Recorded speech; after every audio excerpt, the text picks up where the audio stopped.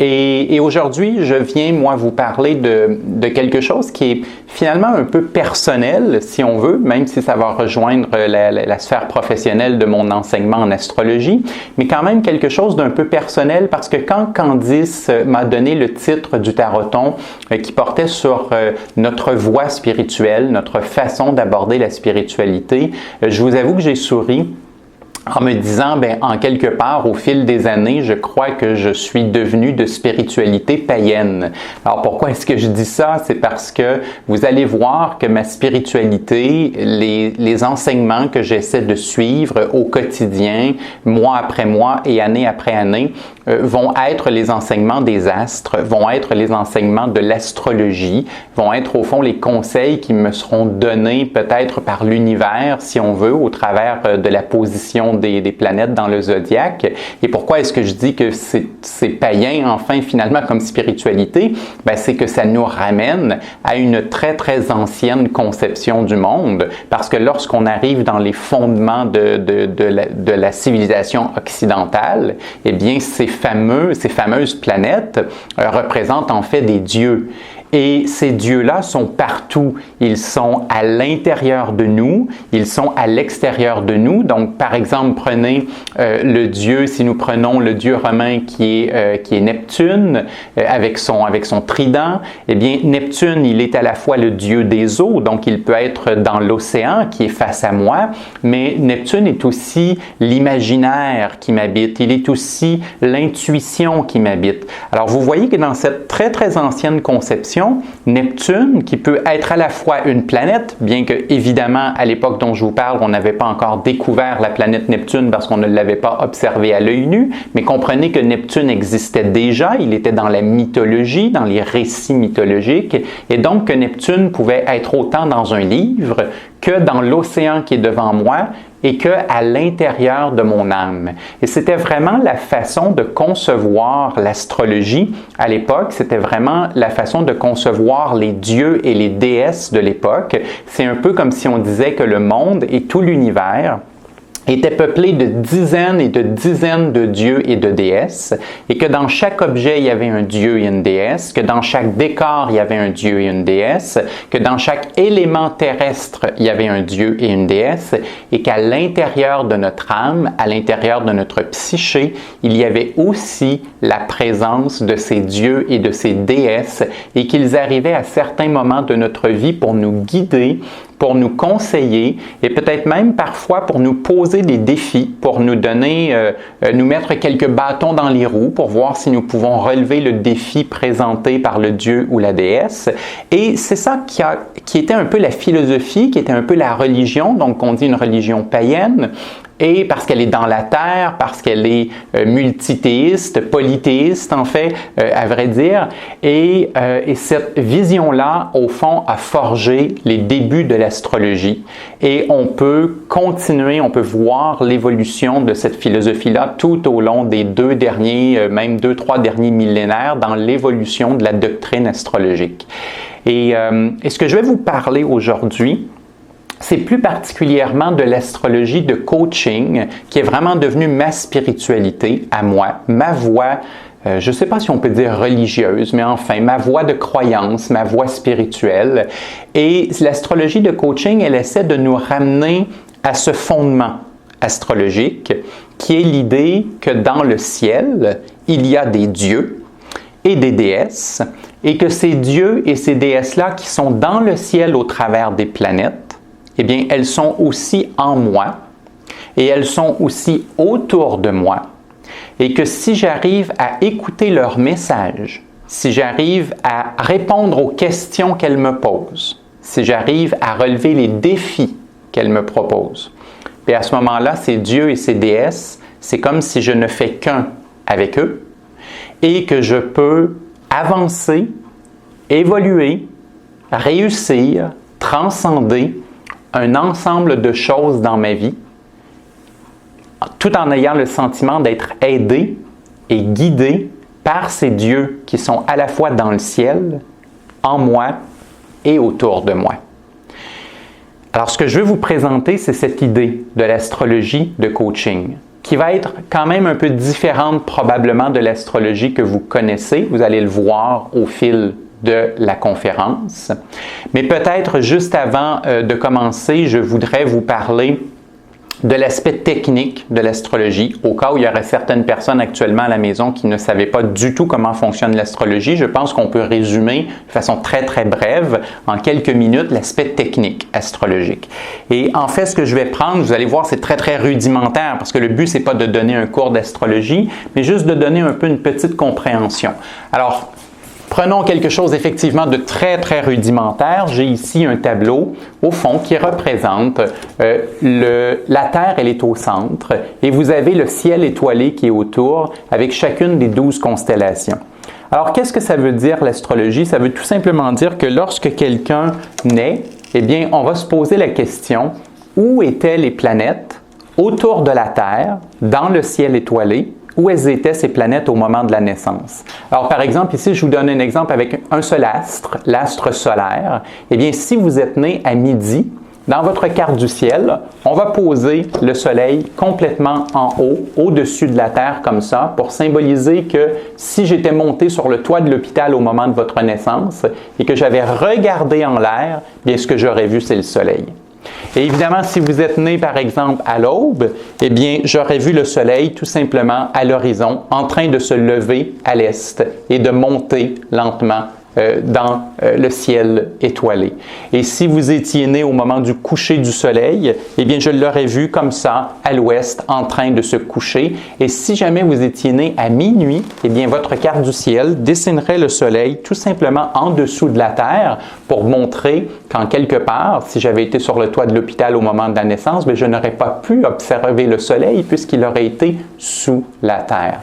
Alors, ce que fait l'astrologue, c'est vraiment de répertorier l'ensemble des astres solaires et lunaires, ainsi que les planètes, donc Mercure, allant jusqu'à Pluton, qui est évidemment maintenant considéré comme une planète naine, mais qu'on va continuer d'utiliser en astrologie. Bref, on répertorie la position de toutes les planètes en fonction du ciel étoilé et de l'endroit où elles étaient exactement au moment de la naissance d'un individu. Et ce qu'on va interpréter, ce sera donc la double position. Premièrement, comme je vous ai montré, est-ce que la planète était au-dessus ou en dessous, à gauche, à droite, à l'est, à l'ouest, etc. Et ça, on va le traduire sous la forme d'une maison, c'est-à-dire qu'on va dire que la planète était par exemple dans la maison 10 parce qu'elle était complètement au-dessus du ciel, que la planète était dans la maison 4 parce qu'elle était complètement sous la terre, que la planète était dans la maison 1 parce qu'elle était en train de se lever à l'horizon est, que la planète était en maison 7 parce qu'elle était en train de se coucher à la maison 7, à l'ouest, c'est-à-dire, donc elle est dans la maison 7 parce qu'elle se couche à l'ouest. Et c'est un peu le langage technique, le numéro des maisons, au fond, correspond à l'endroit où était la planète autour de la Terre, de la vue, là, au sens où si je suis sur la Terre, est-ce que je la vois au-dessus, en dessous, à gauche, à droite, etc. Ça sera la position en maison. Et l'autre modalité très importante sera dans le ciel étoilé. Est-ce que la fameuse planète était dans la portion du Bélier? Est-ce qu'elle était dans la portion du Poisson? Est-ce qu'elle était dans la portion du Taureau, etc.? Bref, dans quel signe est-ce que la planète se trouvait? Et essentiellement, ce qu'un astrologue va faire, c'est tout simplement regarder chacune des planètes à votre naissance pour dire, voilà, Mercure était en Bélier et en maison 10, par exemple. Et c'est ce qu'il va interpréter.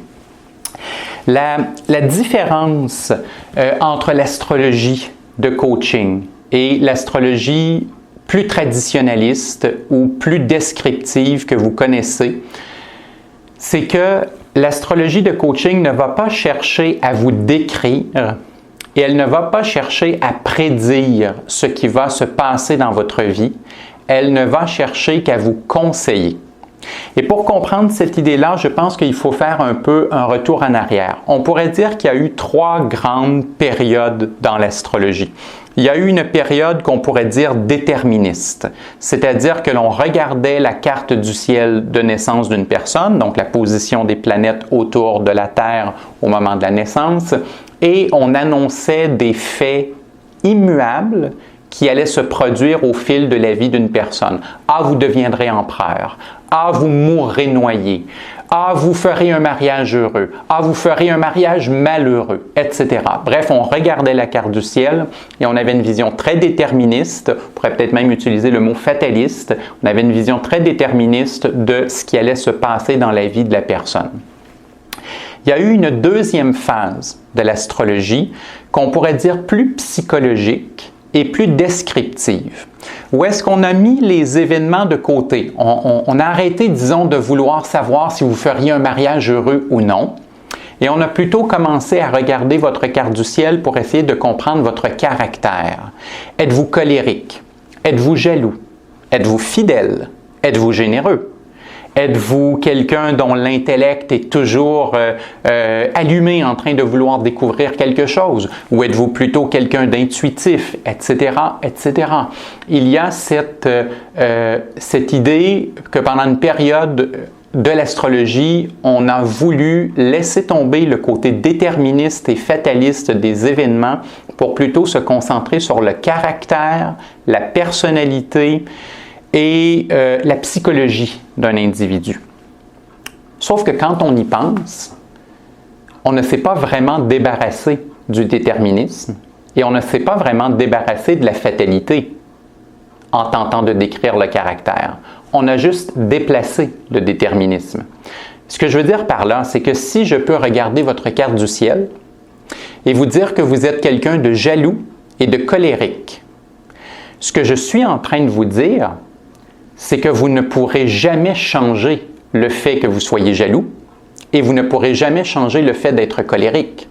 Autrement dit, si vous êtes quelqu'un qui voyait rouge à certains moments de votre vie et être pris continuellement dans des bagarres et dans des problèmes de violence, je suis en train de vous dire qu'avec votre carte du ciel, vous ne pourrez jamais changer quoi que ce soit parce que c'est votre naissance, parce que c'est votre carte du ciel. Vous allez faire quoi pour la changer, votre carte du ciel? Vous l'avez eue à votre naissance, elle concerne la ville de naissance, la date de naissance et l'heure de naissance. Et vous ne pouvez pas changer votre date de naissance et vous ne pouvez pas changer votre heure de naissance et vous ne pouvez pas changer votre ville de naissance. Donc, vous êtes pris avec votre carte du ciel jusqu'à la fin de vos jours. Et si je suis capable de vous décrire comme étant un colérique qui se met dans le trouble à cause de bagarres et de violences, je suis en train de vous dire que de votre premier jour à votre dernier jour, vous serez un colérique qui sera dans le trouble à cause de vos problèmes de violence.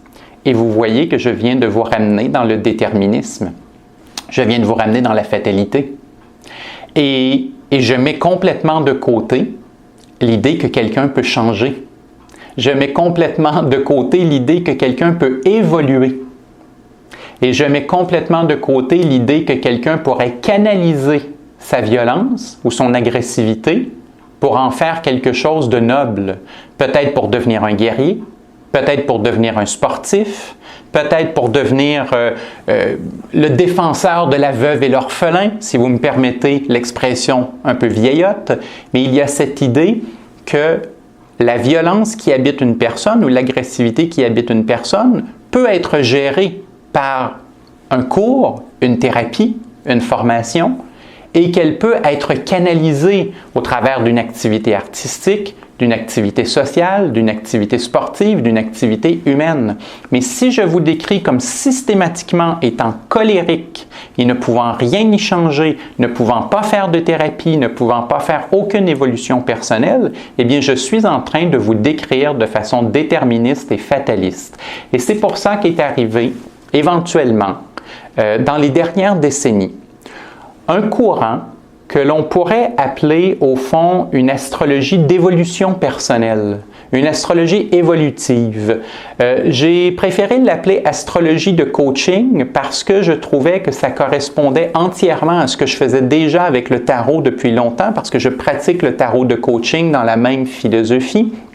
Alors, je l'ai appelé astrologie de coaching, mais peu importe qu'on dise astrologie évolutive, astrologie d'évolution personnelle ou astrologie de coaching, en fait, on parle de la même chose. Ce dont on parle, c'est une carte du ciel qui ne devient plus une prévision fataliste et qui ne devient plus non plus une description psychologique fataliste, mais qui devient une carte du ciel où les dieux et les déesses qui habitent l'univers et qui nous habitent viennent se présenter à nous pour nous dire « Je t'offre une énergie et cette énergie que je t'offre, qui est due à ta naissance, à ton heure de naissance, etc., cette énergie que je t'offre, elle n'est ni bonne ni mauvaise.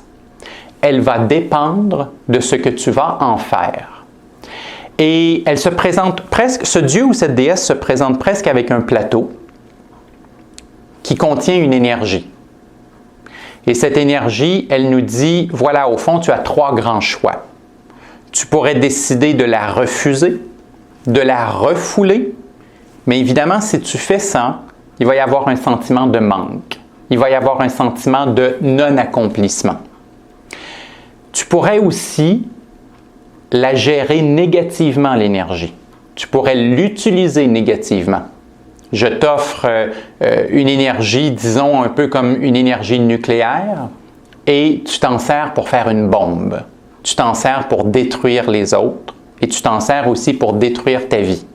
Le choix est là, il est possible, et évidemment, à ce moment-là, la personne crée beaucoup de négativité en elle et autour d'elle.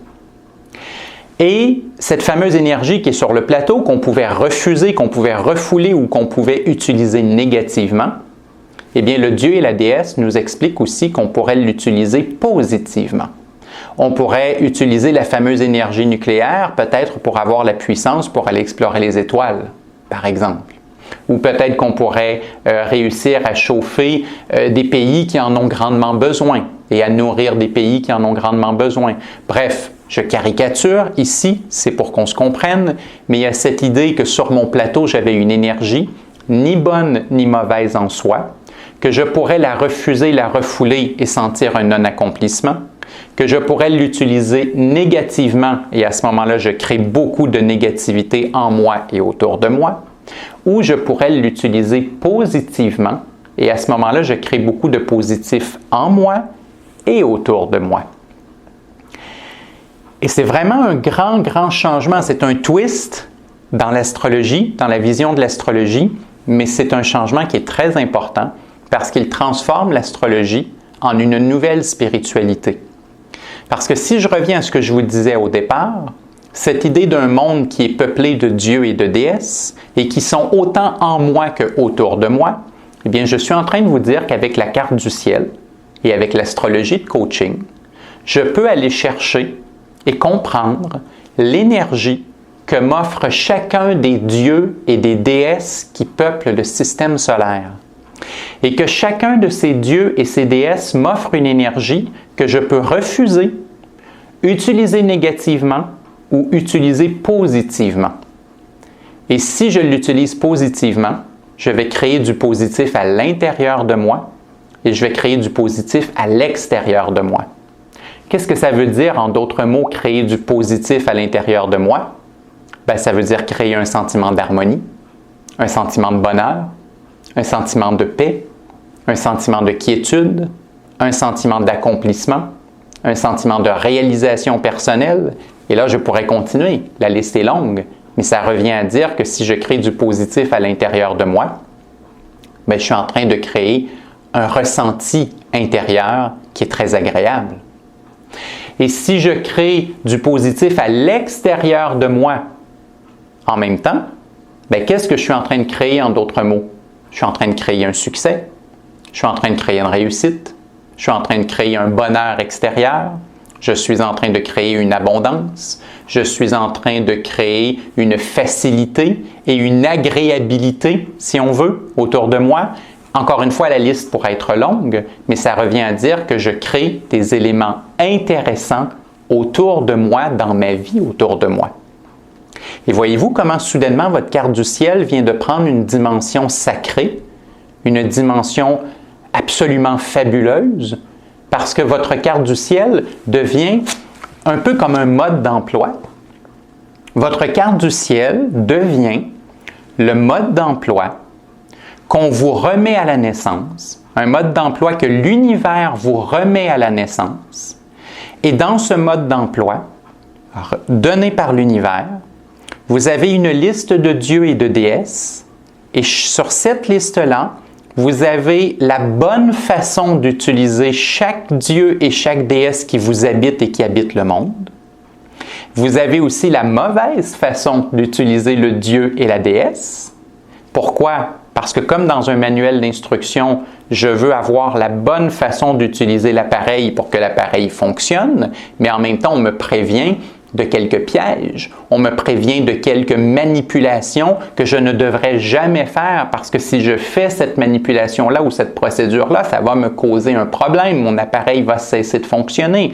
Et bien de la même façon, les dieux et les déesses me disent comment bien réussir, mais les dieux et les déesses m'avisent de certains pièges, m'avisent de certaines procédures qui pourraient me nuire et elles me disent, s'il te plaît, ne fais pas ça. Ne fais pas ce type de problème-là ou ne pose pas ce type de geste-là. Parce que si tu les poses, tu vas te nuire à toi intérieurement et tu vas nuire à ta vie et à la vie qui t'entoure extérieurement. Donc, c'est très important que les dieux et les déesses nous donnent la bonne façon d'utiliser l'énergie, mais nous préviennent aussi de faire attention à quelques pièges et à quelques erreurs. Parce que maintenant, on peut les identifier, parce que maintenant, on en est conscient. Et si soudainement, je suis en train de commettre une erreur, je peux arrêter rapidement de la commettre, revenir en arrière et annuler la procédure parce que j'en suis conscient, parce que les dieux et les déesses me l'ont expliqué dans ma carte du ciel. Et chaque dieu et chaque déesse va aussi me dire qu'évidemment, je suis libre de refuser l'énergie qu'ils me proposent. Mais ils vont m'avertir que si je refuse cette énergie, si je la refoule, il y aura en quelque part à l'intérieur de moi un sentiment de vide, un sentiment de non-accomplissement ou à tout le moins de ne pas m'accomplir complètement. Vous savez, comme des fois on a l'impression qu'il manque une pièce. Il manque une pièce du puzzle. Il manque une pièce dans le casse-tête. Il y a un trou en quelque part. Bien, si je refuse ce que les dieux et les déesses m'offrent, libre à moi, mais il y aura un trou quelque part. Il y aura une pièce manquante dans le puzzle intérieur. Et c'est au fond ce que l'astrologie de coaching va nous dire. Et c'est pour ça que le message de l'astrologie de coaching devient absolument sacré, absolument spirituel et absolument extraordinaire, parce que c'est comme si on entrait en communion et en communication avec les dieux et les déesses qui peuplent le système solaire, et que grâce à cette communion et à cette communication-là, je sais soudainement comment vivre ma carte du ciel à son maximum, je sais comment éviter les pièges inclus dans ma carte du ciel, et je sais ce que je dois accepter et non pas refuser comme énergie dans ma vie pour me sentir accompli et complet. C'est pour ça qu'une des phrases que je préfère en astrologie, une phrase que je cite très très souvent, ou enfin que je répète très souvent à mes étudiants, c'est l'idée qu'un astrologue qui vous prédit une incapacité à vous exprimer ne fait pas de l'astrologie, et même pire, il en abuse. Il en abuse parce qu'il agit comme si vous n'aviez aucun choix et que la vie était fataliste. Je veux vous donner quelques exemples de personnalités que vous connaissez certainement. J'ai choisi des personnalités très connues et je veux vous montrer comment le dieu, un dieu ou une déesse dans leur carte du ciel est venu leur apporter une énergie à la naissance sur le fameux plateau et qu'ils avaient le choix soit de la refuser, soit de la vivre négativement ou de la vivre positivement. Et je vais vous montrer comment ces individus, la plupart du temps dans leur vie, l'ont vécu positivement et comment ça leur a donné quelque chose de bon. Et je veux vous montrer comment ils ont fait le choix conscient. C'est-à-dire que ce n'est pas leur carte du ciel qu'il faut féliciter, ce n'est pas leur carte du ciel qu'il faut dire « Ah mon Dieu, ils sont chanceux, ils ont eu cette carte du ciel-là ». Non, il faut féliciter ces individus, chacun d'entre eux, au moment où ils ont pris de bonnes décisions, c'est-à-dire d'utiliser le côté positif de ce que la planète, le Dieu, l'astre leur proposait. Et je vais commencer avec le soleil d'Elvis Presley. Donc, l'astre solaire pour Elvis Presley, son soleil était en Capricorne et en maison 2. Et voyez-vous, l'astre solaire, on pourrait dire que le dieu soleil, eh bien, c'est Apollon. Et le dieu soleil, c'est le dieu qui se présente à nous avec une énergie qui va en quelque part correspondre à notre identité. Il va nous donner le feu solaire. Il va nous donner le feu qui est un peu à l'image de l'âme, la métaphore de l'âme ou de la personnalité, et il va nous dire, voici la lumière que tu devrais refléter dans ta vie. Voici l'identité principale que tu devrais incarner durant cette vie-ci. Je pense que c'est vraiment une bonne façon de voir le soleil. Quelle est la vie ou la mission principale que tu devrais incarner, rayonner et refléter dans cette vie, maintenant, durant ton passage terrestre? Et donc, le Dieu solaire présente l'énergie du Capricorne et présente l'énergie de la maison 2 à Elvis Presley.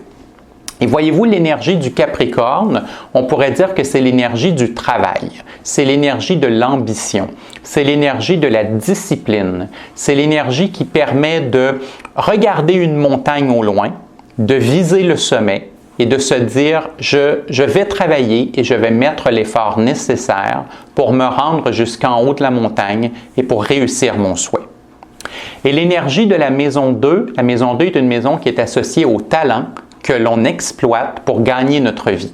Alors un menuisier, par exemple, exploite son talent de menuiserie pour pouvoir gagner sa vie. Un chanteur, comme Elvis, va utiliser son talent vocal et sa capacité à créer un show, à créer un spectacle pour gagner sa vie, et ainsi de suite. Alors ici, c'est comme si le soleil disait à Elvis, l'énergie principale que tu devrais incarner dans cette vie-ci, c'est l'énergie d'un homme ambitieux qui vise haut et qui a besoin de sentir qu'il exploite ses talents au maximum pour gagner sa vie. Je pense qu'Elvis a réussi, en tous les cas, en partie, parce qu'on sait qu'il y a eu des problématiques dans sa vie, il y a eu des choses dans sa vie personnelle, il y a peut-être même eu des fois des gaffes dans sa vie professionnelle, et on s'en parlera dans quelques instants.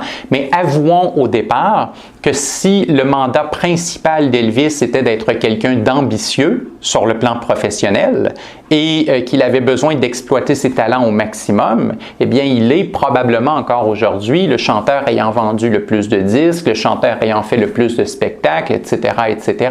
Alors oui, vous avez quelqu'un qui a redéfini la musique presque à lui seul. Vous avez certainement quelqu'un qui a réussi la mission d'être ambitieux et d'exploiter ses talents pour arriver à gagner sa vie. Qu'est-ce qui serait arrivé si Elvis avait décidé de refuser l'énergie? Il aurait pu dire « Ah, j'ai pas envie de l'ambition, j'ai pas envie des grands sommets, je veux pas la discipline, je veux pas le travail, c'est trop difficile, alors je vais me contenter d'autre chose. Je vais me contenter de quelque chose de plus simple, de moins ambitieux, et je vais avoir une vie calme et ça va se terminer là. » Et ça n'aurait pas nécessairement été mal, mais il aurait toujours eu à l'intérieur d'Elvis un sentiment de vide, un sentiment de non-accomplissement ou de ne pas s'être accompli complètement. Alors voyez-vous, le fait d'épouser, d'accepter ce que le Dieu Soleil lui présente, c'est d'accepter que l'ambition fera partie de sa vie et après d'essayer de la vivre positivement. Maintenant, comment est-ce que cette énergie aurait pu être vécue négativement? Elle aurait pu être vécue négativement dans le Capricorne il y a deux grands traits, je crois, qu'on pourrait mentionner ici. Le Capricorne pourrait être vu comme trop ambitieux, trop sévère et devenir un bourreau de travail. Et la maison 2 deviendrait le besoin de toujours gagner plus. Et ça, c'est un des traits qui aura nui à Elvis au fil de sa vie. Il y a chez Elvis une très grande ambition et une très grande discipline, et parfois il s'est littéralement tué à la tâche. Et beaucoup de gens dans ses biographies vont dire que la raison pour laquelle il consommait tant de médicaments était en grande partie parce qu'il travaillait trop fort et trop longtemps et qu'il avait besoin après des médicaments pour faire retomber la pression. Alors à ce moment-là, Elvis utilisait mal l'énergie du soleil. Mais l'autre façon que le Capricorne et la maison 2 auraient pu être utilisés négativement, c'est au travers d'une espèce de volonté d'être le seul à réussir et d'écraser les autres pour arriver à ses fins. Le Capricorne, s'il est mal utilisé, peut être trop ambitieux et écraser les gens autour de lui. Et la maison 2 peut être tellement vorace, qu'elle veut tout garder, ses biens, son argent pour elle. Et ça, je peux vous dire que si vous lisez les biographies d'Elvis, vous allez voir qu'il n'a pas été de ce côté-là. Elvis a toujours été un homme qui a été très généreux.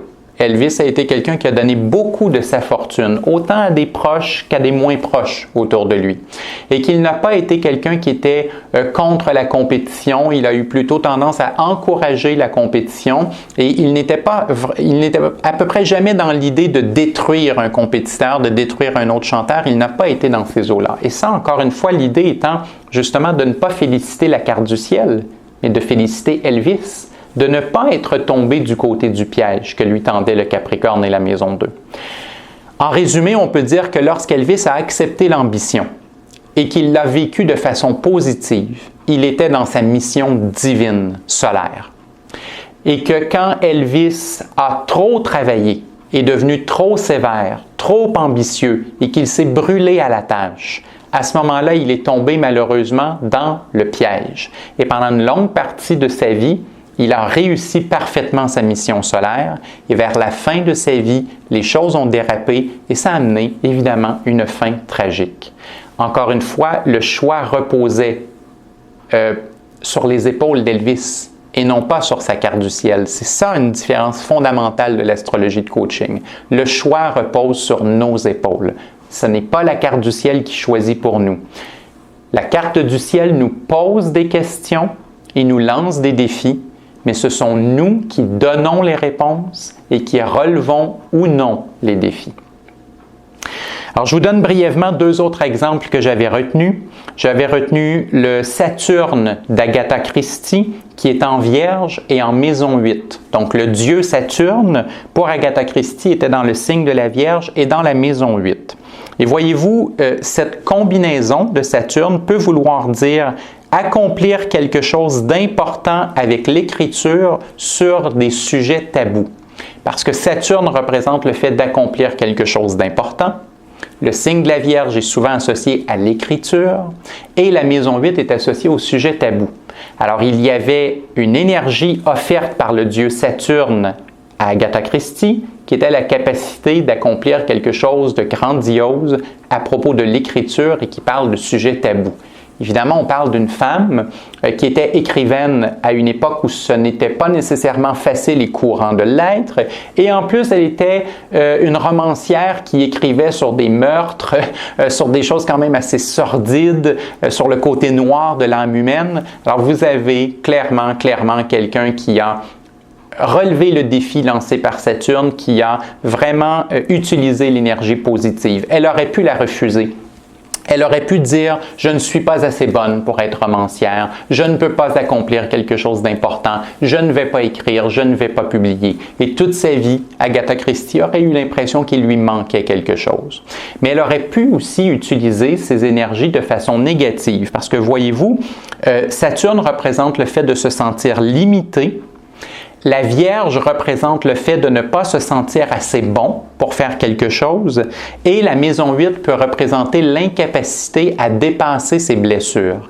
Alors, il y aurait pu y avoir un scénario où est-ce que Agatha Christie se dévalue tout au long de sa vie, qu'elle dévalue son talent, qu'elle dévalue ses capacités et que parce qu'elle se dévalue continuellement, elle n'arrive jamais à écrire un roman, à terminer un roman, à publier un roman. Et à ce moment-là, elle serait morte et elle aurait eu une pile de livres non terminés, non publiés. Et peut-être qu'on aurait découvert son génie uniquement après sa mort et peut-être même qu'on ne l'aurait jamais découvert. Alors encore une fois, est-ce qu'on doit féliciter la carte du ciel pour Agatha Christie pour son succès? Non, absolument pas.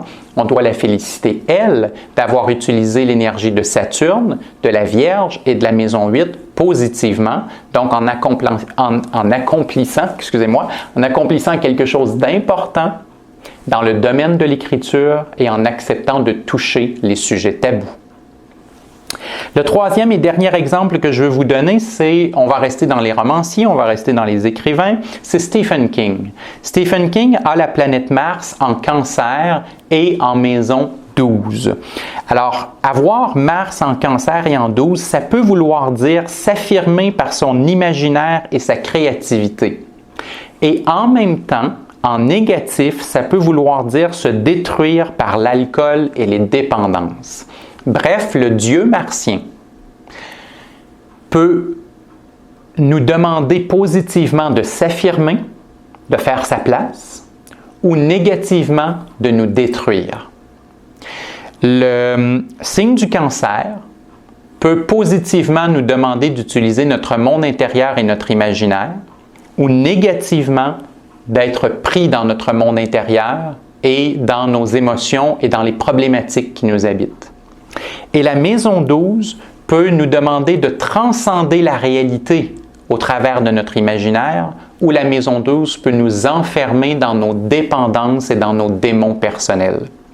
Et je voulais terminer avec cet exemple-là pour Stephen King parce que Stephen King représente exactement, pour moi, l'apothéose de l'astrologie de coaching parce que vous avez la preuve que quelqu'un peut changer, peut évoluer et peut passer d'un scénario qui est négatif à un scénario qui est positif. Pourquoi est-ce que je dis ça? Parce que si vous écoutez une biographie, si vous lisez une biographie sur Stephen King, vous allez voir qu'il a failli être détruit complètement par l'alcool et la dépendance. À un certain moment, il racontait lui-même en entrevue que pour certains romans, comme par exemple Cujo, il ne se souvient même pas de l'avoir écrit. Il buvait tellement, il consommait tellement de drogue qu'il ne se souvient même pas d'avoir écrit le livre. C'est quand même pas rien. Et il était très très près d'une destruction complète et il n'aurait probablement pas pu continuer à écrire.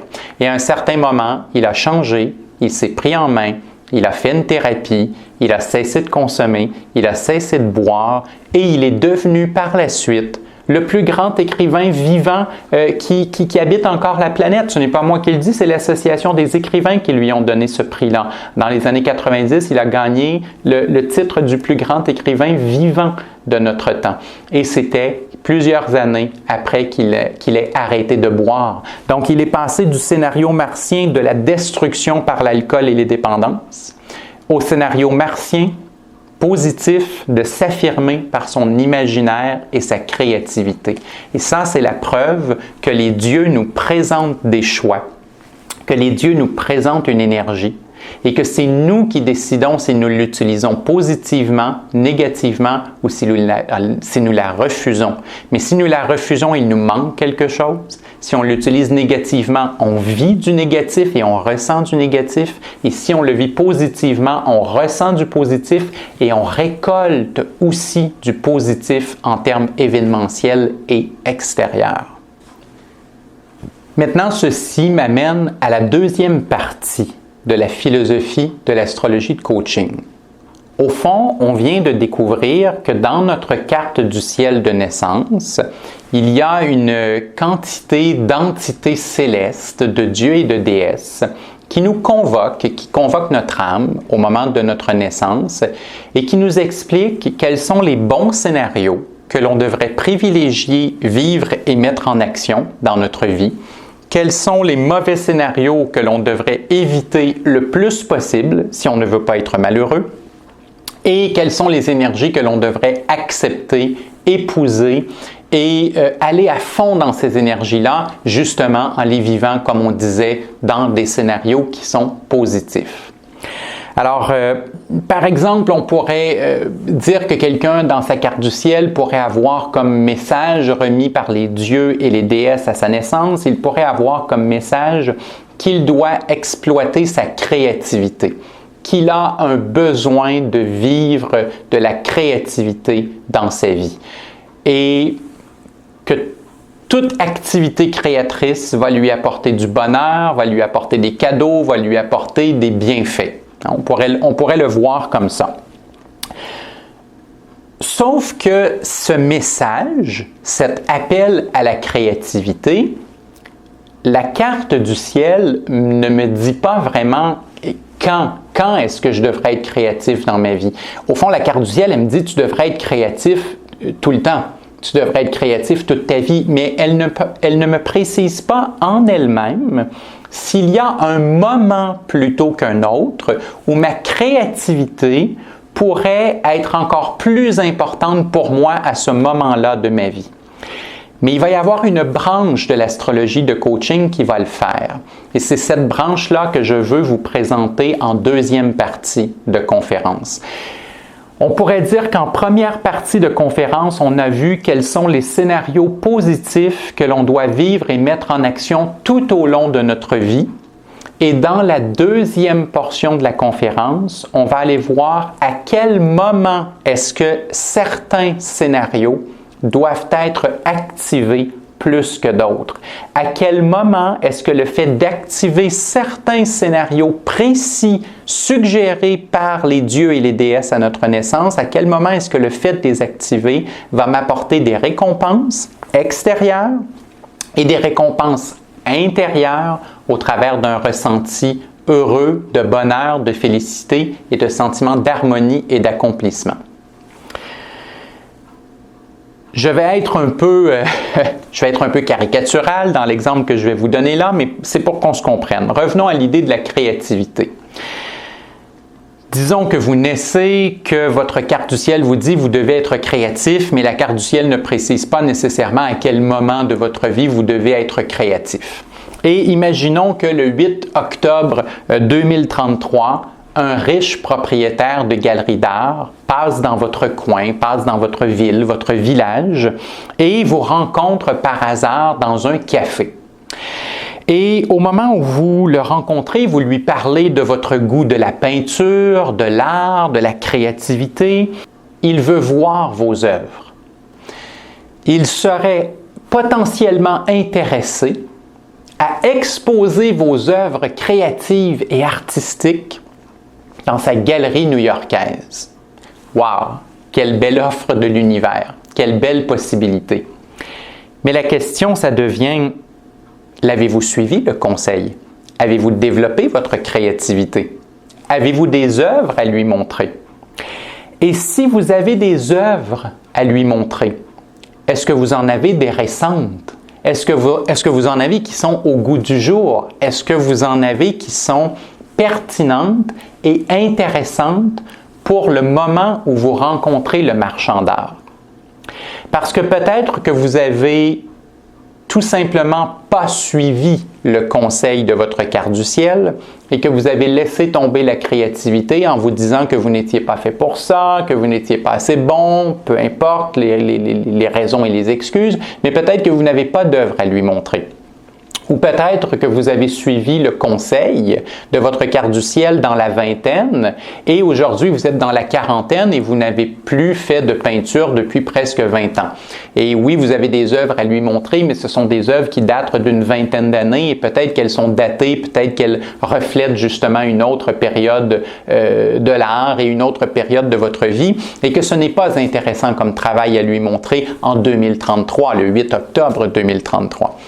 Alors, en quelque part, c'est comme si l'astrologie, j'aimerais qu'elle puisse non seulement me dire que je devrais être créatif dans ma vie, mais j'aimerais qu'elle soit capable de me dire que le 8 octobre 2033, ça sera encore plus important que je sois créatif et que j'ai une œuvre à présenter. Bref, que j'ai vraiment activé dans les mois qui ont précédé, que j'ai activé fortement l'énergie positive de la créativité. Et comprenez-moi bien, je ne cherche pas à prédire qu'un marchand d'art va passer dans votre café le 8 octobre 2033. De un, je ne crois pas que l'astrologie soit capable de faire ça. Je pense que ça relèverait pas mal plus de la voyance et de la médiumnité que de l'astrologie. Et deuxièmement, ça ne m'intéresse pas de savoir qu'un marchand d'art va passer dans mon café en 2033. Ce qui m'intéresse, c'est de savoir qu'en 2033, je devrais développer ma créativité. Qu'en 2033, je devrais activer le scénario positif qui m'a été présenté par une déesse à la naissance et qui m'invite à la créativité. Le reste, les événements qui en découleront, les récompenses qui en découleront, les cadeaux que j'en obtiendrai, les bienfaits que j'en obtiendrai, vous savez quoi? Je les obtiendrai quand je les obtiendrai. Je n'ai pas besoin de savoir que je serai exposé dans une galerie new-yorkaise. Je n'ai pas besoin de savoir en avance qu'un marchand d'art va entrer dans mon café. Tout ce que j'ai besoin de savoir, c'est que le scénario positif de la créativité, je dois l'activer fortement en 2033 parce que si je le fais, j'obtiendrai des récompenses intérieures et extérieures. Et quand les récompenses intérieures et extérieures arriveront, je les accueillerai avec gratitude et avec bonheur. Et c'est ça la deuxième partie, au fond, de l'astrologie de coaching. C'est cette idée de pouvoir savoir à quel moment de ma vie est-ce que je dois activer certains morceaux de ma carte du ciel? À quel moment de ma vie je dois activer certains scénarios proposés par ma carte du ciel? Ces scénarios-là sont valides pour toute une vie, mais il y a des périodes plus propices, plus intéressantes et plus nécessaires afin que le travail apporte des fruits encore plus grands. Et quand je parle d'apporter des fruits, comme toujours, je veux dire autant extérieur en termes événementiels et de retombées concrètes qu'en termes intérieurs de sentiments et d'émotions positives et de retombées psychologiques et presque des fois j'aurais envie de dire retombées d'âme parce que mon âme reçoit des cadeaux et quand mon âme reçoit des cadeaux, bien mon âme elle chante et quand notre âme elle chante, on se sent tout simplement heureux. Pour chaque conseil à chaque année que l'astrologie de coaching va nous donner, je ne peux pas prédire exactement les cadeaux, mais je peux prédire qu'il y aura des cadeaux si je suis les conseils. Alors, je pense que c'est ça qu'il faut retenir. L'astrologie de coaching ne cherche pas à prédire exactement ce qu'il va arriver. Elle cherche à nous dire ce que nous devons faire pour que de bonnes choses nous arrivent. Et évidemment, qu'est-ce qu'on ne doit pas faire si on ne veut pas que de mauvaises choses nous arrivent? Parce que je vais récupérer un peu ici l'image que j'ai utilisée. J'aurais presque envie de prendre l'image d'un serveur. On pourrait dire qu'à chaque année, il y a des dieux et des déesses qui s'approchent de nous avec un plat. Et en fait, le plat, il est divisé en 3 portions. Et il y a une portion du plat qui goûte bon, et il y a une portion du plat qui goûte mauvais. Alors, il y a une bonne nourriture, une nourriture saine, et il y a une mauvaise nourriture. Et finalement, il y a une dernière assiette qui est tout simplement vide. Pourquoi? Parce que tout à l'heure, on parlait de la possibilité de refuser. Alors, le serveur arrive avec le plat de la créativité. Le plat de la créativité, c'est la nourriture saine, c'est celle qui goûte bon, c'est celle que je devrais manger. Mais il y a aussi un mauvais scénario où est-ce que peut-être, par exemple, je tombe dans une créativité qui n'est pas la mienne, je tombe dans une créativité où je ne cherche qu'à plaire, je ne cherche qu'à gonfler mon ego, je ne cherche qu'à briller, tout ce que je veux, c'est un certain nombre de clics sur Facebook ou un certain nombre de clics sur Instagram et qu'il n'y a rien de vrai dans ma créativité, il n'y a rien d'authentique dans ma créativité. Bref, je peux avoir une créativité authentique et saine, le bon plat, mais je peux avoir une créativité qui est inauthentique et malsaine. Et ça, c'est le mauvais plat. Et je pourrais avoir l'assiette vide où est-ce qu'il n'y a pas de créativité du tout. Et donc, les dieux et les déesses vont se présenter à chaque année dans notre vie et vont nous offrir les 3 plans. Ils vont nous dire, cette année, tu pourrais faire quelque chose de bien. Voici le scénario positif qui pourrait t'amener du bonheur et des récompenses. Voici le scénario négatif qui pourrait t'apporter des malheurs et des punitions. Et voici le scénario où est-ce que tu fais juste ne pas écouter et que tu ne fais rien et que tu n'accomplis rien. Alors, ce n'est pas nécessairement mauvais, mais encore une fois, on revient à notre image qui va manquer un morceau. On va avoir le sentiment qu'on ne s'est pas accompli comme on l'aurait voulu, comme on l'espérait, qu'on ne va pas ressentir un bienfait à l'intérieur de nous, il va nous manquer quelque chose. Et voyez un peu cette image du serveur comme les planètes à chaque année se présentent, les dieux et les déesses à chaque année se présentent et elles nous offrent 3 grands scénarios possibles. Et encore une fois, ce ne sont pas les planètes qui sont à blâmer, ce ne sont pas les dieux et les déesses qui sont à féliciter, c'est nous qui devons prendre la responsabilité de choisir le plat qui est bon. Si vous allez au restaurant, imaginez que vous allez dans un buffet par exemple, et que vous allez avec votre assiette et vous essayez 2 ou 3 trucs différents. Et vous revenez à votre table et vous en goûtez, et il y en a un qui goûte très bon, et vous goûtez le deuxième, et c'est pas bon, c'est très mauvais, vous n'aimez pas du tout. Bien, qu'est-ce que vous faites? Vous arrêtez de le manger. Je veux dire, vous mettez l'assiette de côté et vous dites, ce plat-là, je ne le veux pas, je n'en mangerai plus. Vous vous relevez, vous allez chercher plus de celui que vous aimez. Puis avec les planètes, avec les dieux et les déesses, c'est la même chose. S'il y a une déesse qui m'a servi quelque chose que j'aime, ben, je m'arrange pour en recommander à nouveau et en manger encore plus. S'il y a un dieu qui m'a servi quelque chose de mauvais, quelque chose que je n'aime pas, ben, j'arrête d'en manger le plus vite possible et je retourne le plat aux cuisines en disant ça, vous mettez ça à la poubelle, on n'en veut plus, je n'ai pas envie de manger ça. Alors je sais que c'est caricatural, c'est métaphorique, mais c'est cette idée qu'à chaque année, les planètes, les dieux et les déesses vont arriver avec des scénarios positifs et avec des scénarios négatifs. Et idéalement, il faudrait au minimum que je ne les refuse pas et par la suite que je sache faire le bon choix entre le scénario positif et le scénario négatif. Et donc, ça ne sera pas la faute de la planète ou ça ne sera pas à cause d'une planète, mais ça sera vraiment moi qui va prendre la responsabilité de est-ce que je choisis le scénario positif ou est-ce que je choisis le scénario négatif. Et si je me rends compte que je suis en train de choisir le scénario négatif, eh bien, c'est que c'est temps de renvoyer le plat aux cuisines. C'est temps de renvoyer l'assiette aux cuisines et de dire « je ne veux plus manger de ce plat-là. Je ne veux plus de ce qui goûte mauvais. Je vais maintenant me tourner vers une expression plus positive, vers quelque chose qui sera meilleur pour moi. » Maintenant, j'aimerais réaborder rapidement l'aspect un peu technique pour qu'on comprenne au fond ce qui va se passer. Vous vous souvenez, tout à l'heure, j'ai pris avec mon tableau très rudimentaire, je vous ai montré le soleil, je vous ai montré la terre et je vous ai dit ça c'est la naissance. Je peux le reprendre, je peux vous le montrer. Alors imaginez qu'on était dans le scénario où est-ce que je suis né à minuit, donc le soleil il est en dessous de la terre. Et imaginons, tiens le scénario, je vais déplacer légèrement mon soleil ici pour vous dire qu'il est en dessous de la terre et qu'il est dans le signe du Gémeaux ici. Donc je suis né aux alentours de minuit et le soleil était en Gémeaux.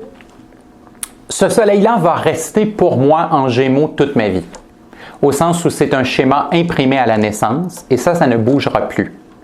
Mais par contre, dans le ciel, année après année, les planètes, elles vont continuer de bouger. Parce que les planètes, elles se déplacent, chacun à leur rythme, et à toutes les nuits, si je les observe, ben, elles ont bougé. Alors les planètes vont continuer de se déplacer et tout au fil de ma vie, certaines planètes en bougeant vont venir toucher à mon soleil. Certaines planètes à un certain moment vont traverser le Gémeaux et quand elles vont traverser le Gémeaux, eh bien elles vont toucher au soleil. Et ça, c'est ce qu'on va appeler des transits. C'est probablement la forme la plus simple de prévision, prédiction, bien que vous compreniez maintenant que je n'aime pas beaucoup ces deux mots, mais c'est probablement la forme la plus simple à comprendre. Ce que je veux vous faire voir, au fond, c'est que nous avons notre carte du ciel qui est un schéma imprimé à la naissance et année après année, il y a des planètes qui se déplacent dans le ciel et qui viennent toucher à nos planètes de naissance.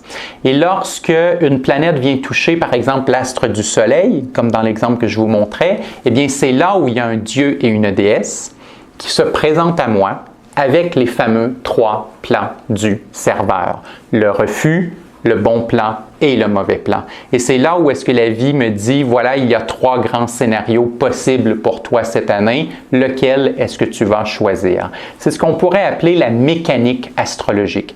Évidemment, c'est un peu plus compliqué que ça dans la réalité. Là, il y a une part de calcul, il y a une part de compréhension astronomique, géométrique dans tout ça. Mais n'empêche que si vous comprenez la base, si vous comprenez ce que je viens de dire, vous comprenez bien que vous avez une carte du ciel à la naissance, qui est le message des dieux et des déesses de l'univers pour vous, et que vous avez année après année d'autres dieux et d'autres déesses qui viennent toucher votre carte de naissance et qui vous proposent des défis et qui vous proposent des scénarios année après année.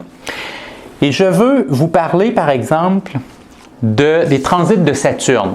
Donc, le moment où Saturne va se déplacer dans le ciel et, par exemple, pourrait venir toucher le Soleil, comme je vous ai montré il y a quelques minutes sur le tableau. J'ai été chercher quelques citations dans des livres d'astrologie. Vous allez voir ce qu'on dit lorsque Saturne dans le ciel se déplace et vient toucher à notre Soleil. Je pense que ça va vous surprendre. Alors, dans certains livres, on peut lire que Saturne va causer une dépression.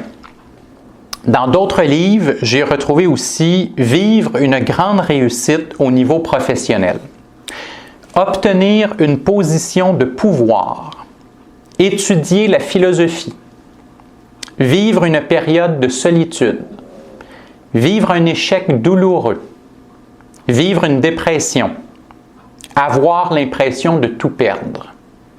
Remarquez-vous comment c'est étonnant? Il y a dans la liste que je vous ai donnée la possibilité d'avoir l'impression de tout perdre et de vivre une dépression. Et en même temps, il y a obtenir une position de pouvoir, vivre une grande réussite au niveau professionnel, étudier la philosophie. C'est comme si à l'intérieur du même transit de Saturne qui vient toucher à mon Soleil, je peux à la fois vivre le sentiment de tout perdre et le sentiment d'obtenir une grande réussite. Comment est-ce possible? Bien, je vais vous dire en fait ce qui arrive. C'est possible parce que l'astrologie s'est perdue au fil du temps. Elle s'est perdue à vouloir prédire des événements. Et le problème, c'est qu'on pourrait voir le fonctionnement de l'astrologie comme un entonnoir renversé. Alors, qu'est-ce que je veux dire là par un entonnoir renversé? C'est qu'habituellement, dans mon entonnoir, j'ai beaucoup de choses et plus j'avance, moins il y en a. Alors, si j'ai un entonnoir renversé, je commence avec une seule chose et plus je descends, plus il y a de possibilités. Et voyez-vous, les dieux et les déesses, quand ils sont dans le ciel, ils sont dans le bout de l'entonnoir. Ils sont dans une seule signification. Et plus ils descendent sur Terre, plus ils entrent dans notre monde dualiste, et bien plus ils se multiplient et plus ils deviennent confus parce qu'il y a plein de significations avec le temps qui deviennent possibles. Alors ça veut dire que quand Saturne vient toucher mon Soleil, à la base, quand il part dans le ciel, quand il est le Dieu qui prend un départ pour s'en venir vers la Terre, il n'a qu'une seule signification. Il n'a qu'un seul sens. Il est dans le bout le plus étroit de l'entonnoir. Et en arrivant sur la Terre, il va pouvoir prendre toutes les possibilités que l'on a vues, c'est-à-dire autant la grande réussite que la période de solitude, que l'échec douloureux, que la dépression ou que la position de pouvoir. Mais quand Saturne est parti du ciel, il ne voulait dire qu'une seule chose. Il n'avait qu'un seul sens. Et l'astrologie, avec le temps, s'est perdue dans le bas de l'entonnoir, à chercher à savoir lequel des scénarios allait se manifester, alors que l'astrologie de coaching veut remonter au sens originel qui était le sens lorsque le Dieu est parti du ciel, le bout de l'entonnoir, le moment où il ne voulait dire qu'une seule chose. Alors, quel est le sens profond de Saturne? Quel est le sens unitaire de Saturne? Quel est le sens de Saturne lorsqu'il est dans le haut de l'entonnoir, lorsqu'il est dans le ciel? Eh bien, c'est simple, le sens profond de Saturne, c'est faire preuve de réalisme et de discipline pour structurer quelque chose d'important et de positif. Je répète, le sens profond de Saturne, c'est être capable de faire preuve de réalisme et de discipline pour structurer quelque chose d'important et de positif. Maintenant, psychologiquement, cette demande-là ou ce défi que Saturne nous lance peut être vécu positivement. Il peut être vécu positivement par le sérieux, par la discipline, par la persistance, par l'ambition, par la détermination. Mais il pourrait aussi être vécu négativement. Il pourrait être vécu négativement par le doute, par la frustration, par le désespoir, par la résistance au changement et par le pessimisme. Et voyez-vous, ces différentes possibilités émotionnelles, elles vont déclencher, chacune d'entre elles, des événements réels dans la vie de tous les jours. Et elles vont déclencher des événements réels dans la vie intérieure de celui qui les vit. Peut-être que si je suis dans le positif du sérieux, de la discipline, de la persistance, de l'ambition et de la détermination, peut-être que c'est là où je commence à vivre une grande réussite au niveau professionnel, où je commence à obtenir une position de pouvoir, où je commence à étudier la philosophie. Mais si je suis dans le désespoir, le doute, la frustration, la résistance au changement et le pessimisme, probablement que je commence à vivre la période de solitude, l'échec douloureux, la dépression, et avoir l'impression de tout perdre. Autrement dit, le sens initial de Saturne, c'était faire preuve de réalisme et de discipline pour structurer quelque chose d'important et de positif. Mais selon que je l'ai accueilli avec les valeurs du sérieux, de la discipline, de la persistance, de l'ambition et de la détermination, ou avec les valeurs du doute, du désespoir, de la frustration, de la résistance au changement et du pessimisme, eh bien, ça influence le fait que obtenir une grande réussite ou avoir l'impression de tout perdre. Et pourquoi est-ce que j'insiste sur ça? Bien parce qu'en quelque part, avec l'astrologie de coaching, je viens de reprendre le pouvoir sur le transit de Saturne. Je viens de reprendre le pouvoir sur le serveur qui m'apporte dans ses plans autant la possibilité de vivre un grand accomplissement au travers du sérieux, de la discipline et de l'ambition, ou de vivre un échec douloureux au travers du doute, du désespoir et du pessimisme. Et si je me rends compte que je suis en train de vivre un échec douloureux, eh bien c'est parce que je suis dans le doute, dans le pessimisme et le désespoir. Et le message, c'est que je peux retourner ce plat aux cuisines, je peux retourner l'assiette aux cuisines et dire « je n'en veux plus ». Je ne veux plus du doute, du pessimisme et du désespoir qui m'apportent un échec douloureux. Je veux retrouver les valeurs positives de la détermination, de l'ambition, du sérieux et de la discipline. Et je veux revenir au sens profond de Saturne, c'est-à-dire faire preuve de réalisme et de discipline pour structurer quelque chose d'important et de positif. Alors, si je suis en train de vivre de la négativité avec le transit de Saturne, c'est qu'en quelque part, je n'ai pas choisi le scénario positif, je n'ai pas choisi l'appel à faire preuve de réalisme et de discipline pour structurer quelque chose de positif.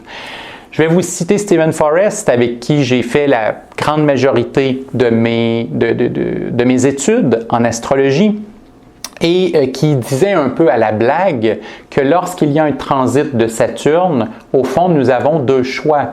Nous avons le choix d'être épuisé ou le choix d'être déprimé. Alors, qu'est-ce que vous préférez? Être épuisé ou être déprimé? C'est un peu une blague, c'est un clin d'œil, mais évidemment, les gens rient et ils vont dire « je préfère être épuisé. Hein? Entre être épuisé ou être en dépression, je préfère être épuisé. » Et là, Steven Forrest ajoutait « Eh bien, dans ce cas-là, choisissez quelque chose qui est valable, qui est significatif pour vous et qui vous donnera une bonne raison d'être épuisé. » Et vous avez dans cette blague le sens que je vous explique au niveau de Saturne. Parce que ce que Saturne dit, c'est que cette année, tu as le choix entre être épuisé ou en dépression. J'espère que tu vas choisir le fait d'être épuisé, mais j'espère que tu vas choisir le fait d'être épuisé pour quelque chose qui t'est important, pour un projet, pour un accomplissement qui va être durable, qui va être significatif pour toi. Parce que c'est le temps cette année de t'épuiser peut-être pour écrire le roman auquel tu penses depuis 10 ans. C'est le temps cette année de t'épuiser dans des cours de piano parce que ça fait longtemps que tu as envie de faire les cours de piano. C'est le temps cette année de t'épuiser dans une thérapie que tu sais que tu as besoin de faire depuis des années, mais que tu repousses toujours à plus tard. C'est le temps de t'épuiser cette année pour construire enfin la maison de tes rêves et faire en sorte que tu puisses habiter un endroit où tu vas être bien. Je lance plein de scénarios possibles, mais l'idée étant, et vous voyez que j'ai utilisé des scénarios autant intérieurs qu'extérieurs, mais il y a cette idée que quand Saturne se présente, il me dit que j'ai quelque chose de grand et d'important à accomplir, que je vais être épuisé à le faire, mais que si je choisis quelque chose qui m'est significatif et qui m'est important, eh bien l'épuisement va en valoir la peine. Et l'épuisement, à la fin de l'année, je serai très heureux d'être épuisé, parce que je serai épuisé, mais heureux de ce que j'ai accompli. Plus personne ne pourra m'enlever le roman, plus personne ne pourra m'enlever le bond en avant que j'ai fait dans ma thérapie, plus personne ne pourra m'enlever le piano, plus personne ne pourra m'enlever la nouvelle langue que j'ai appris, plus personne ne pourra m'enlever la maison que j'ai construite. Bref, ce que je vais avoir fait, ce que je fais avoir accompli, va être à moi et à moi pour toujours, non seulement pas juste en termes d'objets matériels, mais surtout en termes de sentiments de réussite et d'accomplissement. Et c'est là où est-ce qu'il y a la possibilité d'être en pleine dépression, et d'avoir l'impression que rien ne fonctionne ou de s'atteler à la tâche pour réaliser quelque chose qui nous est important et significatif et après en être fier et pouvoir compter sur cet accomplissement-là pendant des années. Et c'est pour ça qu'il y a une phrase que j'aime beaucoup et que je répète souvent à mes étudiants, c'est celle où on dit qu'un astrologue qui nous prédit un divorce pénible et malheureux, il ne fait pas de l'astrologie. Pire, il en abuse parce qu'il fait comme si vous n'aviez aucun choix et que la vie était fataliste. Il oublie le plateau, le serveur et les différentes assiettes qui nous sont présentées devant nous. Et je veux vous raconter, un peu pour terminer, je veux enfin vous donner des exemples. Je vais vous donner une anecdote personnelle et je vais vous donner aussi 2 anecdotes qui viennent de certains de mes proches ou de certains de mes étudiants. Sous un transit de Saturne, dont on a déjà quand même bien parlé, j'ai choisi tout à l'heure l'exemple du roman qu'on attendait depuis des années et que Saturne nous dit, voilà, c'est le moment de mettre l'effort. Dans mon cas, le premier livre n'aura pas été un roman, mais aura été mon livre de tarot. Et c'est vrai que ça faisait plusieurs années que je remettais le projet à plus tard et que, parce que je manquais de temps, parce qu'écrire un livre, c'est exigeant, parce que c'est pas toujours agréable, parce que c'est long, etc. Il y avait comme 1000 excuses pour lesquelles je remettais à plus tard. Et éventuellement, il y a eu un transit de Saturne qui me parlait très clairement de l'écriture. Et là, je comprenais que c'était le moment de m'asseoir, de m'atteler à la tâche. Et j'ai donc décidé que oui, en plus de mes consultations, en plus des cours que je donnais, que j'allais réserver plusieurs heures par jour, semaine et fin de semaine, parce que je n'avais pas le choix. Si je voulais arriver à écrire tout en travaillant, je devais aussi y consacrer mes fins de semaine. Alors, week-end et semaine. Et j'ai commencé l'écriture parce que Saturne, parce que le dieu Saturne me le proposait. Il me disait, à la fin de l'année, tu vas être épuisé, mais si tu le fais, tu auras une récompense. Encore une fois, je n'ai pas cherché à essayer de prédire quelle serait la récompense. Ce n'est pas mon intérêt. Mon intérêt, c'était de comprendre que je devais écrire ce fameux livre. Et j'ai travaillé très fort cette année-là et non seulement j'ai écrit un livre, mais en fait, je me suis rendu compte que j'en avais même écrit 2 à l'intérieur d'une année. Alors, c'est quand même beaucoup. Alors, j'ai travaillé très, très fort et quelques semaines avant d'avoir la publication. J'étais déjà très fier, je veux dire, mon livre s'en allait en impression, j'allais recevoir un exemplaire physique de mon livre dans ma main, il y avait beaucoup de fierté, beaucoup de sentiments d'accomplissement.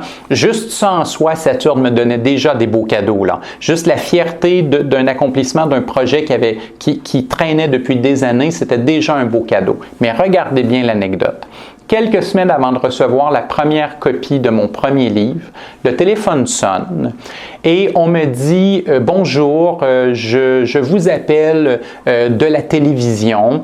Nous avons un show du matin, nous avons une émission de divertissement le matin, la fin de semaine et nous avions une astrologue qui devait passer pour nous parler d'ésotérisme et elle ne peut plus se présenter. Alors, on aimerait savoir si vous pourriez la remplacer comme ça à pied levé quelques semaines avant que se fasse le passage. Soudainement, je me rends compte que je vais être à la télé pour la première fois dans un réseau de grande écoute et je me rends compte que la date de passage à la télé va faire en sorte que j'aurai reçu 24 heures auparavant, j'aurai reçu la copie de mon premier livre. Alors, je suis au téléphone et évidemment, je leur dis « Oui, j'aimerais bien, mais vous savez, j'ai un livre qui sort le lendemain et j'aimerais savoir si je pouvais le présenter à la télé durant mon entrevue. » Et eux, ils étaient très heureux avec ça, c'était parfait pour eux. Au Québec, le nombre d'auteurs qui ont la chance d'aller à la télévision pour présenter leur livre qui sort au moment du passage télé, il se compte sur les doigts d'une ou 2 mains. Ce n'est pas très, très populaire. Malheureusement, le monde des écrivains, le monde des auteurs, ce n'est pas très, très populaire à la télé. Il y en a très peu qui vont présenter leur livre. Alors moi, qui est un auteur débutant, qui publie mon premier livre, qui n'est pas du tout connu, qui n'a aucun impact médiatique, je me retrouve soudainement avec un passage à la télé où je vais présenter mon livre en même temps et donc il va y avoir une belle vitrine, une belle publicité à la télévision. Bien ça, c'est un exemple d'un cadeau extérieur que Saturne, que le dieu Saturne m'a offert parce que je l'avais écouté. Les cadeaux intérieurs, je vous en ai parlé tout à l'heure, c'était le sentiment d'accomplissement. de fierté, d'avoir fait quelque chose qui m'était significatif. Et le cadeau extérieur est devenu un passage à la télé où je présentais mon livre. Et pour la petite histoire, ça s'est tellement bien passé à la télévision lors de ce passage-là que l'émission m'a engagé et finalement j'ai fini par passer une bonne vingtaine de fois à la télé au fil des années. Encore une fois, si je n'avais pas fait ce que Saturne m'avait demandé et que j'avais été plutôt dans la dépression, la déprime, le sentiment d'échec, eh bien peut-être que j'aurais reçu cet appel-là téléphonique, mais j'aurais refusé, j'aurais pas eu de livre à présenter de toute façon, donc il ne se serait rien passé avec ça. Bref, je voulais vous montrer au travers de l'anecdote que oui, je terminais l'année épuisé du travail, mais que j'obtenais des récompenses intérieures et extérieures. Je vous parle d'une autre anecdote, une amie autour de moi qui avait le dieu Uranus qui allait traverser sa maison 7. Et sachez qu'Uranus représente en positif la capacité de mettre à jour ce qu'il touche. Mais en négatif, il représente une espèce de tremblement de terre et de destruction de ce qu'il touche. Alors, ça veut dire que quand Uranus touche quelque chose, vous avez le choix entre le mettre à jour ou le détruire. Et la maison 7 en astrologie concerne le couple, elle concerne le conjoint, le mariage. Ça veut dire que lorsque Uranus traverse la maison 7, les astrologues fatalistes vont souvent choisir uniquement le scénario négatif, comme je vous disais tout à l'heure, et vont vous prédire un divorce pénible et malheureux. Alors que ce que Uranus avait comme message avant de partir du ciel, quand il était dans le bout de l'entonnoir, il voulait dire l'obligation de mettre à jour ce qu'il touche pour corriger les problèmes. Alors à cette amie qui évidemment avait lu les prédictions fatalistes, eh bien, elle s'est dit, oh mon Dieu, est-ce que je vais divorcer? Est-ce que ça veut dire que je vais divorcer? Mais je ne veux pas ça. Je sais qu'il y a des problèmes dans mon couple. Je sais qu'il y a des difficultés dans mon couple, mais j'aimerais quand même garder mon couple parce que je pense que c'est quand même la bonne personne pour moi. Alors, qu'est-ce que je lui ai dit? Je lui ai lancé le message positif d'Uranus.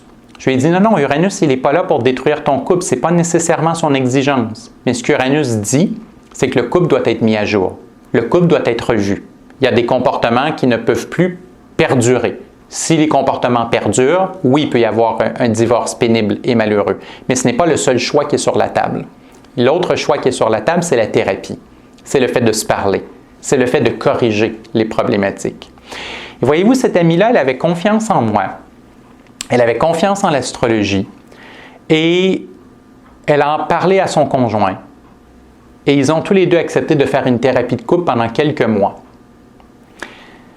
Non seulement le couple a été sauvé, malgré le passage d'Uranus en maison 7, alors le couple a été sauvé, et le couple s'est renforcé et ont fondé une famille avec plusieurs enfants au fil des années qui ont suivi.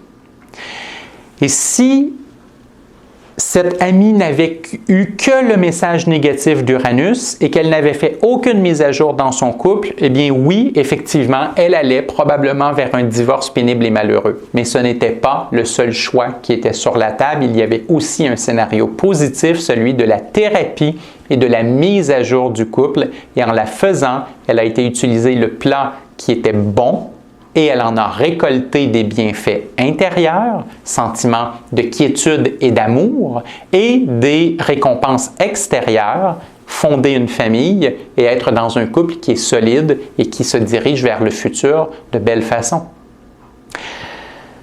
Je vous donne un autre exemple qui va aller chercher Saturne. Deux personnes que j'ai rencontrées et qui ont vécu un événement de vie quand même assez important. Une d'entre elles était avocate et vivait au Québec, et l'autre était fonctionnaire et habitait l'Europe. Ils ont toutes les deux, sous le même transit de Saturne, fait un changement de carrière pour apprendre un métier artistique à la place. Alors imaginez, vous êtes une avocate, vous avez 45 ans, et vous voulez vous réorienter dans un métier artistique. Ou vous habitez la France et vous voulez vous réorienter dans un métier artistique, mais la seule école qui vous offre le cours que vous voulez est au Québec. Alors, dans un cas, vous devez quitter un métier qui est très traditionnel et très sécurisant pour aller dans un métier qui est non traditionnel et qui est fragile et qui est insécurisant. Et dans l'autre cas, vous devez traverser l'Atlantique pour aller vivre dans un autre pays pendant une année et demie. C'est un défi évidemment qui est immense. Et souvenez-vous du fameux Saturne qui nous disait « Est-ce que je peux accomplir quelque chose d'important et de majeur, mais qui va m'épuiser, qui va me demander quelque chose de vraiment, vraiment difficile à faire, mais qui en vaut la peine. » Dans les deux cas, ces femmes auraient pu dire non à Saturne. Elles auraient pu choisir de rester en France et de rester avocates. Mais ce n'est pas ce qu'elles ont fait. Elles ont répondu positivement au défi de Saturne. Elles se sont épuisées pendant une année et demie à apprendre un nouveau métier créatif et à déménager de la France jusqu'au Québec. Mais après cette année et demie, les deux étaient complètement heureuses, complètement réalisées intérieurement, complètement accomplies intérieurement. Et une d'entre elles a pu retourner vivre en France avec ce sentiment d'accomplissement et l'autre a pu passer du métier d'avocate à un métier artistique. Alors, vous avez encore une fois des récompenses intérieures, le bonheur, le sentiment d'accomplissement, et les récompenses extérieures, le nouveau métier artistique que l'on pratique dans le plaisir et dans un sentiment, en quelque part, de plaisir, hein, de bonheur, de réalisation personnelle. Mais ça a demandé des efforts très importants et ça a demandé de travailler de façon très solide pendant une année et demie et de prendre des décisions de vie qui, pour les gens autour, paraissaient probablement absurdes et incroyables.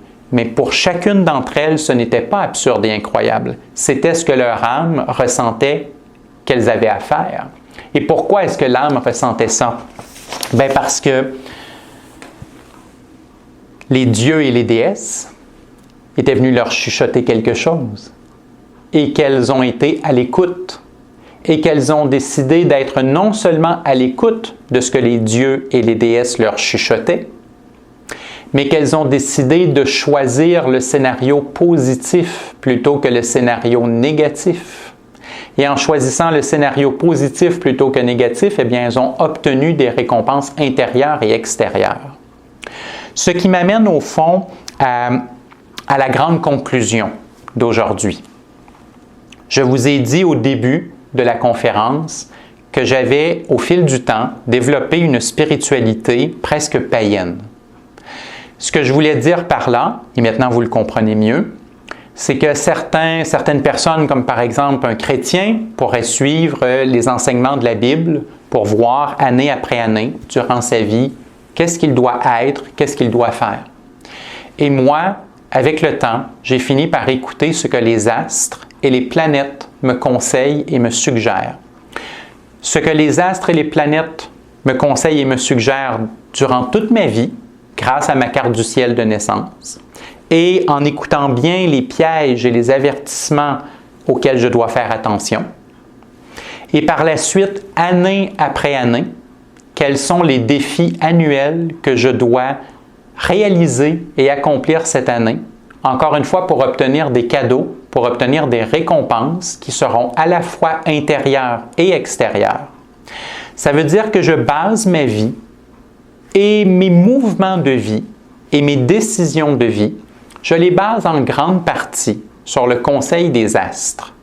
Et comme je vous ai expliqué qu'à la base en astrologie, on considérait que les astres étaient en fait des dieux et des déesses, et que ces dieux et ces déesses-là habitent tout l'univers, ainsi que la planète Terre et mon âme et ma psyché, bien en quelque part, écouter le conseil des dieux et des déesses et aligner ma vie sur les conseils des dieux et des déesses qui sont en moi et à l'extérieur de moi, c'est en quelque part écouter l'univers, écouter les conseils de l'univers et m'aligner sur le message des astres, des dieux, des déesses et de l'univers. Et si une année, il me conseille quelque chose qui est méditatif, eh bien, je vais aller du côté méditatif. Et si une autre année, il me conseille quelque chose qui est plus dans le concret, plus dans la réalisation de quelque chose de tangible, eh bien, à ce moment-là, je vais aller du côté du concret et du tangible. Si une année, on me propose quelque chose de très scientifique et rationnel, eh bien, je vais essayer de suivre le scientifique et rationnel. Si une autre année, on me propose d'aller plus vers l'intuitif, l'imaginaire et l'irrationnel, eh bien, je vais suivre l'intuitif, l'imaginaire et l'irrationnel. Bref, ce que je suis en train de vous expliquer, c'est comment, grâce à l'astrologie, on peut développer une spiritualité quotidienne, mensuelle et annuelle, où est-ce qu'on est en quelque part à suivre l'énergie que l'univers nous présente dans notre vie et nous dit que si on suit cette énergie-là, bien, on prend une bonne direction et on risque fortement d'être heureux et d'avoir un sentiment d'accomplissement personnel. J'aimerais, permettez-moi de faire une petite publicité pour terminer. Pour les gens que ça intéresse particulièrement, vous trouverez évidemment sous la vidéo, entre autres, mon site web. Donc, vous pourrez aller voir un peu tout ce que je fais avec ça. Et pour ceux qui ont envie de lire et d'apprendre à faire de l'astrologie de coaching à la maison, eh bien, j'ai mes 2 livres, « Trouver le bonheur avec l'astrologie de coaching » et « Transformer son futur avec l'astrologie de coaching ». Donc, ce sont les 2 livres qui expliquent ce que j'ai dit. Celui de orange, en fait, parle de la première partie de la conférence et le bleu-gris représente la deuxième partie de la conférence.